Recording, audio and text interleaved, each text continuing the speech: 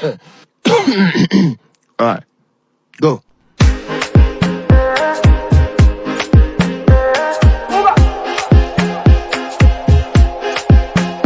I want to flex my love, I want to impress, and I want to carry my love away to a place she loves.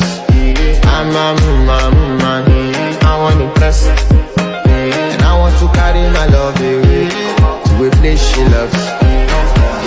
Die woo, oh die woo, yeah, oh die woo.